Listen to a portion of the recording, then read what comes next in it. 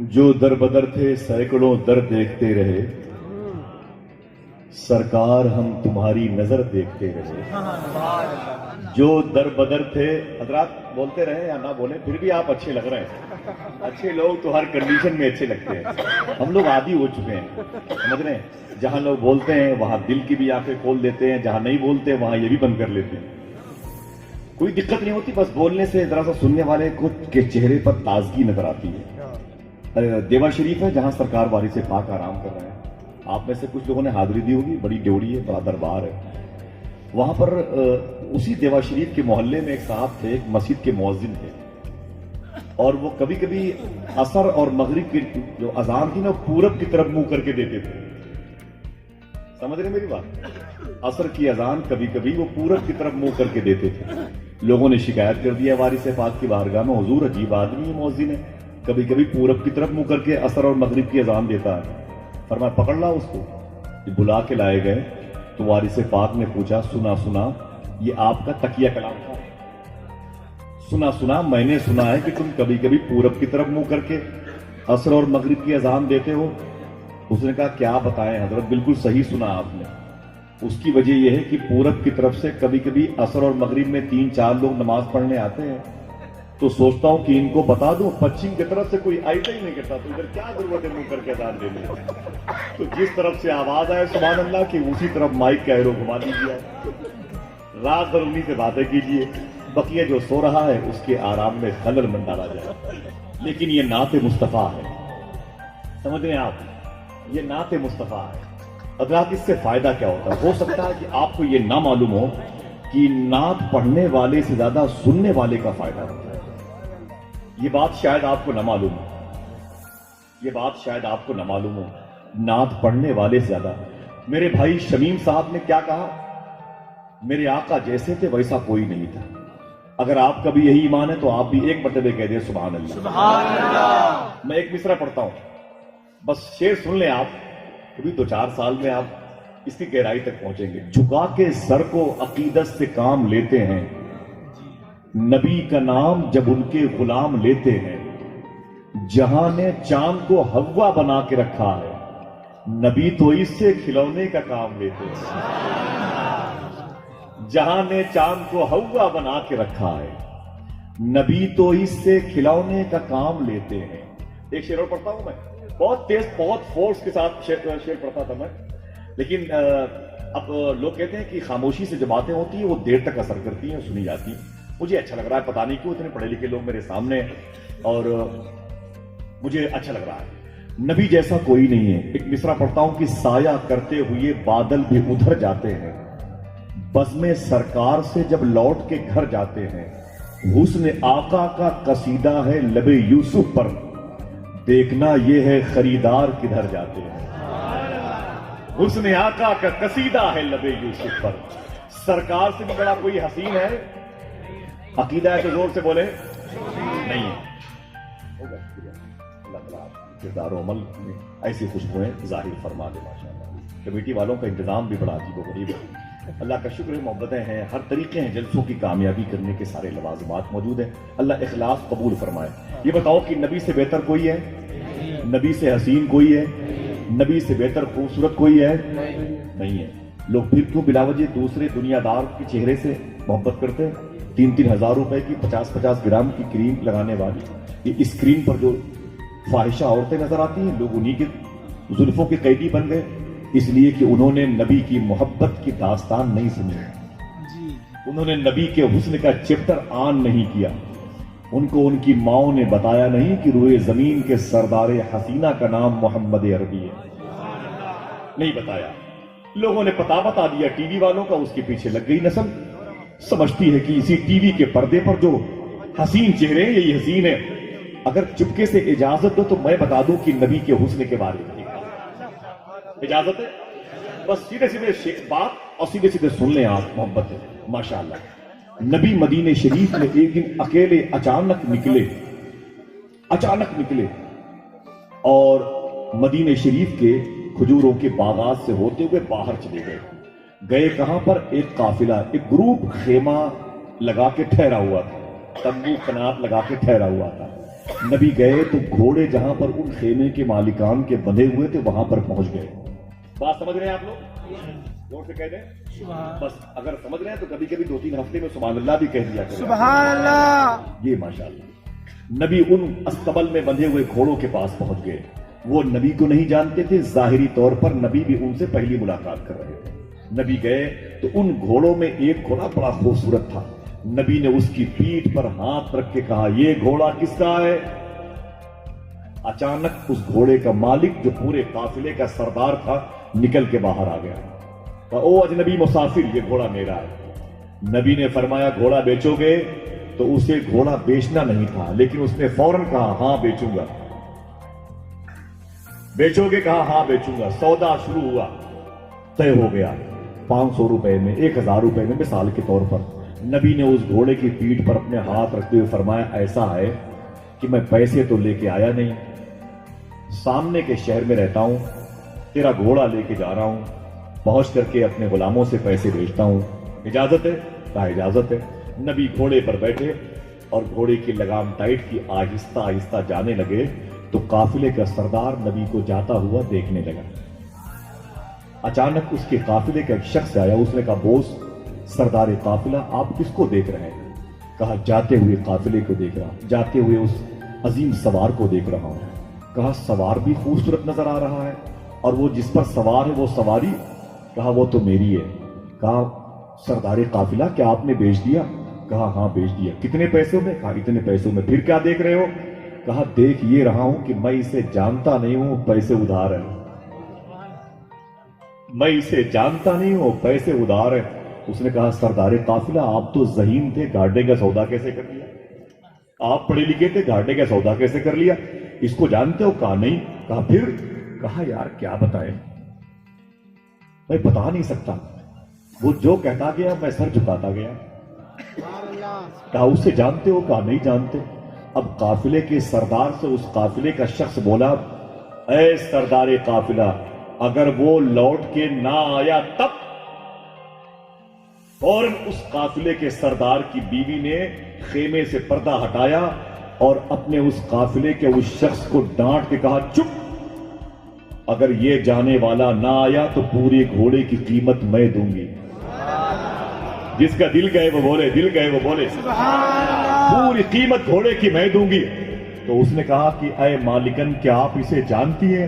کہا جانتی نہیں ہوں، لیکن جب میرا شوہر اس سے باتیں کر رہا تھا اس کی آنکھوں کی چمک ایسی تھی جیسے لگ رہا تھا چاند نکل رہا ہو. میرے شوہر سے باتیں کرتا تھا، اس کے ہونٹ سے پھولوں کی خوشبوئیں باہر آ رہی تھی. اس کا چہرہ ایسے چمکتا تھا جیسے 14ویں رات کا چاند چمکتا ہے. سن، میرے شوہر کو ورگلا مت، وہ نہ آیا تو پوری قیمت میں ادا کروں گی. بات ہو ہی رہی تھی، نبی کے 2 غلام آ گئے. بولے گھوڑا کس کا تھا؟ اس نے کہا میرا. پیسے کتنے تھے؟ کہا اتنے. لو. تب اس قافلے کے سردار نے کہا یہ بتا وہ کون تھا؟ وہ کون تھا جو گھوڑے کے ساتھ ساتھ میرا دل بھی لے گیا؟ گھوڑے کے ساتھ ساتھ میرا دل بھی لے گیا ہے. نبی کے غلاموں نے کہا تمہیں نہیں معلوم؟ وہی تو اللہ کا حبیب ہے، اسی کے صدقے میں شمس و قمر پیدا کیے گئے. یہ زمین کا نظام اس کی وجہ سے، آسمان کی ڈلیوری اس کی وجہ سے. تجھے نہیں معلوم؟ تو اس نے کہا پیسہ بعد ملوں گا، اس کا ایمان، اس کا مذہب، اس کا اسلام پہلے قبول کروں گا. پورے قافلے کو لے کے نبی کی بارگاہ میں آیا، پگڑی اتار کے اپنی اتار کے نبی کے قدم پہ رکھ دی. کہا مان گیا محمد عربی، مان گیا. جس کا چہرہ اتنا خوبصورت ہو اس کا مذہب کتنا خوبصورت. اللہ اللہ، یہ میرے آقا ہے، یہ میرے آقا کا حسین چہرہ. بہت بہت شکریہ، بہت بہت شکریہ آپ حضرات کا. تو یہ میرے آقا کے حسن کی باتیں. اگر اس سب سے حسین سے محبت کرنے لگو گے تو خدا کی قسم آپ کے چہرے سے بھی حسن جھلکے گا انشاءاللہ. آپ کے چہرے سے بھی خوشبوئے مصطفیٰ پھوٹ پڑے گی. آ جاؤ نبی کے دامن میں. بہت گناہ کر لیا ہے، آ جاؤ نبی کے دامن میں. بڑی بدعملی کے دور سے گزرے ہیں، آ جاؤ نبی کے دامن میں. بڑے بڑے جرم کیے ہیں، پریشان مت ہو، نبی کے دامن میں آ جاؤ. نبی تو نبی ہے. ان کے بیٹے شیخ عبد القادر کے دامن میں بڑے بڑے وانٹڈ مجرم آتے تھے تو کیسے کیسے باکمال ہوتے تھے. اگر ایک آدمی اپنے ہاتھ کو اٹھا کے کہتے یا غوث اعظم تو میں بتاؤں زور سے بولے یا غوث اعظم، دل سے بولے یا غوث اعظم۔ آخری بات اور پھر اعلان نعرے کی صورت میں اور عظیم تقریر شروع۔ اجازت ہے؟ مجھے بہت اچھا لگ رہا ہے، پتہ نہیں آپ کو میرا یہاں ہونا کیسا لگ رہا ہوگا، لیکن واللہ العظیم مجھے بہت اچھا لگ رہا ہے۔ میرے مزاج کے لوگ مجھے بہت دن کے بعد ملے۔ میں لکھنؤ کے قریب کا ہوں، وہاں لوگ ایسے ہی سنتے ہیں، لیکن کبھی کبھی آپ لکھنؤ سے باہر نکل بھی آیا کریں۔ نبی تو نبی، ان کے بیٹے شیخ عبد القادر کا مرتبہ۔ ایک صاحب آگے بولے شیخ عبد القادر میں آپ سے مرید ہونا چاہتا ہوں۔ فرمایا کوئی بات نہیں، ہاتھ بڑھاؤ۔ جب اس نے غوث پاک نے ہاتھ بڑھایا تو اس نے اپنا ہاتھ کھینچ لیا۔ فرمایا غوث پاک نے ہاتھ بڑھاؤ، اس نے کہا نہیں، ہاتھ نہیں بڑھانے والا، میری 2 شرطیں پہلے قبول کیجئے پھر مرید کیجئے۔ 2 شرطیں میری قبول کیجئے پھر مرید کیجئے۔ غوث پاک فرماتے بول تیری 2 شرطیں کیا ہیں؟ اس نے کہا ایک شرط تو میری یہ ہے کہ میں چوری کرتا ہوں، چوری بند نہیں کروں گا۔ جتنے لوگ یہ کام کرتے ہیں خوش ہو گئے ہوگے، بڑا اچھا نسخہ نکالا ہے بھائی۔ اس نے کہا میں چوری کرتا ہوں، چوری بند نہیں کروں گا۔ دوسری شرط میں نماز نہیں پڑھتا، نماز بھی نہیں پڑھوں گا۔ فرمایا غوث پاک نے استغفر اللہ، دونوں شرطیں تیری مجھے منظور؟ اونچی بولے نہیں، شریعت کے خلاف ہے۔ اس نے کہا مان لیجئے، آپ کے نانا نبیوں کے سردار نے بڑے بڑے قاتلوں کو جگہ دی۔ اے غوث اعظم، آپ کو ان 71 اصحاب کربلا کا واسطہ جن کو امام حسین نے اپنے لہو کی چادر میں بنا دی۔ اے غوث اعظم، آپ کو آپ کی ماں فاطمہ ام الخیر کے دوپٹے کا واسطہ، ایک آدمی کو نبھانے میں آپ کو دقت ہو رہی ہے، 1 لاکھ گھروں کو آپ نے سنبھالا، 1 لاکھ چوروں کو آپ نے ولی بنایا، ایک شخص کو نبھا نہیں رہے، 2 شرط آپ قبول نہیں کر رہے۔ غوث پاک فرماتے اچھا تو یہ 2 شرطیں تیری باقی رہیں گی، چھوڑے گا نہیں؟ کہا نہیں چھوڑوں گا، اور مرید بھی میں آپ ہی دوں گا۔ اب غوث پاک اپنی رو میں آئے، غوث پاک اپنی رو میں آئے۔ فرمایا اچھا تیری یہ 2 شرطیں ہیں تو میری بھی 1 شرط ہے۔ اس نے کہا حضور میری یہ 2 مان لے، میں آپ کی 1000 مان لوں گا۔ فرمایا نا صرف 1 شرط ہے۔ اس نے کہا جلدی بتائیے، میں کمپرومائز کے لیے تیار ہوں۔ غوث پاک فرماتے ہیں میری 1 شرط یہ ہے کہ جب اذان کا وقت ہو جائے تو اذان دے دیا کرو۔ جو پڑھے لکھے لوگ ہیں سن گئے ہوں گے، سمجھ گئے ہوں گے، اس کی گہرائی تک پہنچ گئے ہوں گے، یعنی چارہ پھینک دیا گیا ہے، مچھلی آ سکتی ہے، سمجھ گئے؟ جب اذان کے وقت ہو جائے، زور سے بولے اذان۔ اس نے کوئی بات نہیں، ہاتھ بڑھایا، غوث پاک کا مرید ہو گیا۔ 3 دن تک گھر میں تھا۔ چوتھے دن بیوی نے کہا کہ دماغ خراب ہے، گھر میں تان کے چادر سوتے ہو، اذان کا وقت ہوتا ہے اٹھ کر وضو کرتے ہو، اذان دے کے پھر سو جاتے ہو، پھر نماز کون پڑھے گا؟ اس نے کہا دماغ مت خراب کرو، میں نے کسی سے کمپرومائز کیا ہے۔ بولے اذان دینے کا بڑا شوق ہے تو محلے کی مسجد میں چلے جاؤ، وہاں جا کے اذان دیا کرو، یہ تم گھر میں لے دے کے اذان کے پیچھے پڑے ہوئے، اذان دینے کے لیے اٹھتے ہو، وضو بنا کے اذان دے کے پھر سو جاتے ہو، نماز کون پڑھے گا؟ اس نے کہا چل اپنا کام کر۔ بیوی نے کہا میں اپنا کام کروں گی کب؟ جب گھر میں کچھ کھانا وغیرہ ہوگا۔ یہ بتاؤ چوری کب کرے گا؟ کھانا ختم ہو گیا۔ اس نے کہا وہی تو سوچ رہا ہوں، کب نکلوں کی اذان نہ دینی پڑے، کب نکلوں کی اذان نہ دینی پڑے۔ وہی تاڑ رہا ہوں میں۔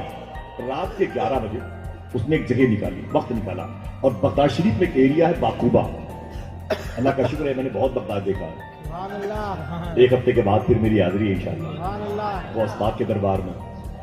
تو اس نے کہا کہ رات کے 11 بجے نکلا اور بغداد شریف میں ایک بڑے امیر آدمی کے گھر میں دیوار پھلان کر کے آنگن میں اترا، اکیلے اترا تو لان کے راستے سے دالان میں گیا، پھر اندر انٹری کیا، خزانے والے کمرے میں گیا، دروازہ کھول کر دیکھا تو آنکھیں پڑ گئی، اتنے زیورات، زر و جواہر، ہیرے موتی سے بھرے پڑے تھے، بڑی بوری تھی، اس نے بھرنا شروع کیا سب میں۔ لالچ بری چیز ہوتی ہے، بھرنا شروع کیا، بوری پوری بھر گئی، بہت دیر لگا دی۔ اب اس نے اس گٹھر کو منہ سے بند، اس کے ہاتھ سے بند کیا اور کندھے پہ رکھا، اور رکھ کر کے جیسے آنگن میں آیا اسے یاد آیا کہ اذان کا وقت ہو گیا۔ اس نے بوری رکھی اور اسی کے گھر میں اذان دینی شروع، پورا گھر جاگ گیا۔ پیچھے والے بھی جاگ جائیں، پورا گھر جاگ گیا۔ جب پورا گھر جاگ گیا، جب اس نے اذان مکمل کی، دیکھا حالات بدلے ہوئے، 2 رکعت کی نیت باندھ لی، 2 رکعت کی نیت باندھ لی، کیونکہ اس نے ہاتھ باندھ لیے۔ جب اس نے ہاتھ باندھ لیا، ادھر غوث پاک اپنے محلے میں، غوث پاک کے محلے کا نام باب الشیخ، کیا نام ہے؟ یہ نام سب لوگ لے لیں، محبت سے بولے، محبت سے بولے، باب الشیخ غوث پاک کے محلے کا نام، پہلے باب العزت تھا، بعد میں باب الشیخ ہو گیا۔ غوث پاک اپنے محلے باب الشیخ میں اپنے حجرے میں بیٹھے بیٹھے صدر صاحب مسکرا رہے تھے، تو کسی نے پوچھا حضور کاہے مسکرا رہے ہیں؟ فرمایا وہ چور پھنس گیا۔ حضور کیا ہوا؟ ارے وہ چور پھنس گیا۔ کیا ہوا؟ وہ پھنس گیا۔ حضور کیا ہوا؟ لوگ اذان دے کے نکل جاتے ہیں، وہ اذان دے کے پھنس گیا۔ حضور کون ہے؟ ارے وہی چور پھنس گیا۔ عجیب بات ہے، دو شرطیں اس کی مان کے، میں نہ پتا میری ایک مان کے پھنس گیا، ایک مان کے پھنس گیا۔ حضور کیا بات ہے، اگر پھنس گیا تو نکال لیجئے۔ غوث پاک مسکرا رہے تھے۔ اب اس نے جیسے ہی 2 رکعت سنت پڑھ کے سلام پھیرا، پیچھے سے ایک صاحب نے کہا حضور تکبیر کہوں؟ اس نے کہا دماغ مت خراب کرو، بھاگنے کا راستہ ڈھونڈ رہا ہوں، تو مجھے امام بنانا پڑے گا،